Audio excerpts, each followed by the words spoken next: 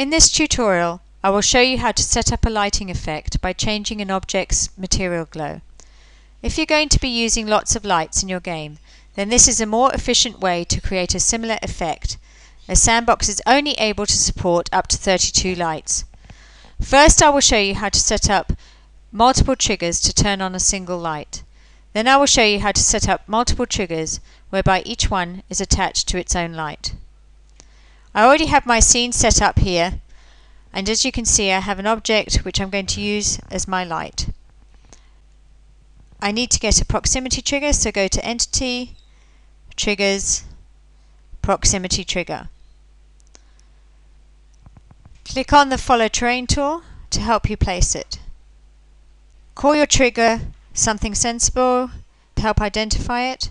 I'm going to call mine Lantern Trigger. Next, you need to size your trigger for the area you want, so I'm going to have mine 20 on the X,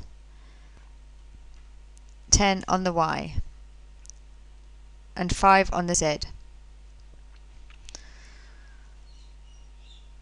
Select the Move tool and make sure that your trigger area is nicely lined up and that it's touching the surface area.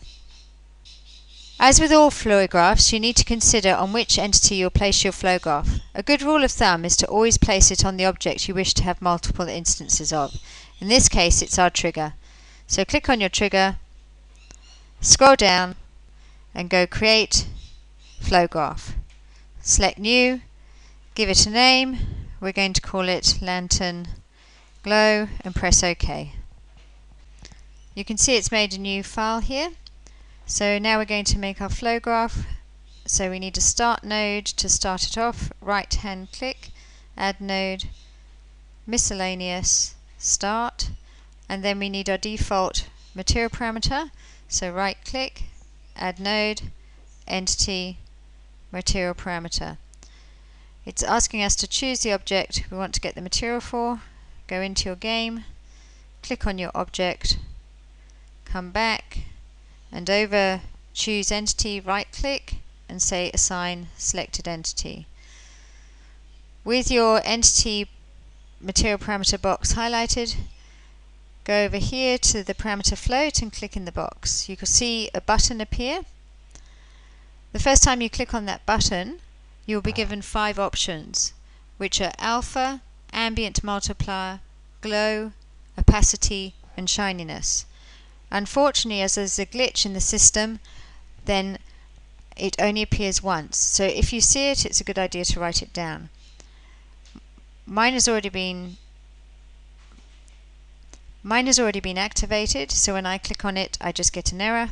That's okay, I can press OK and just type the word in. So I'll type in glow. I'm going to leave my value float at 0, as this is the default for the glow.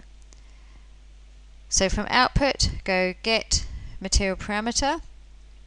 Then we need to get our trigger. As the trigger is the one with the flow graph on, we can right click and say add graph entity. Then we need another material parameter, so click on the first one you made and say Control C, Control V. Move it up. So from the start node, we go output and then enable our proximity trigger. Then when we enter the trigger, we go to get our new material parameter, and while we're inside the trigger, we give it a new value float. So click on your entity material parameter and over here change the value float to 10 and press enter. The flow graph is complete, so we can close it. Now we're going to copy our trigger several times. So click on your trigger, click on the direction you wish to copy it along, and then go Control C, Control V.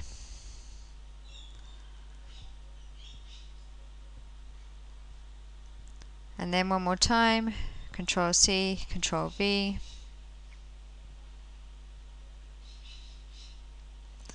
And then we can go in and test these 3 trigger areas. There's our lantern, entering our first trigger area, the lanterns come on.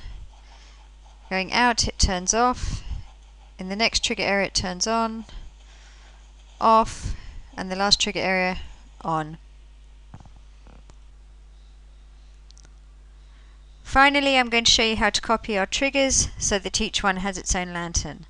So first of all, we need to connect it to the lantern to make it easier to copy. So click on your lantern trigger, scroll down here until you see Entity Links.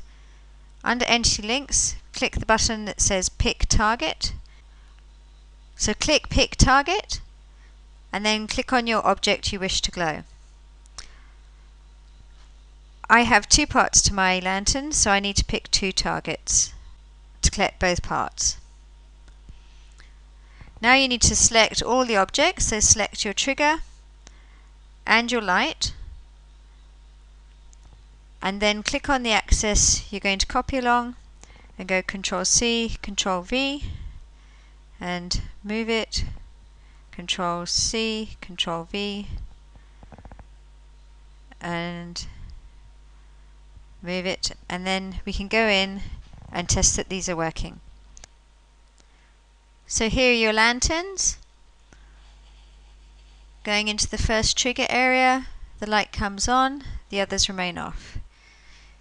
Into the second trigger area, the light is on, the others are off. And into the final trigger area, that light is on and the others are off.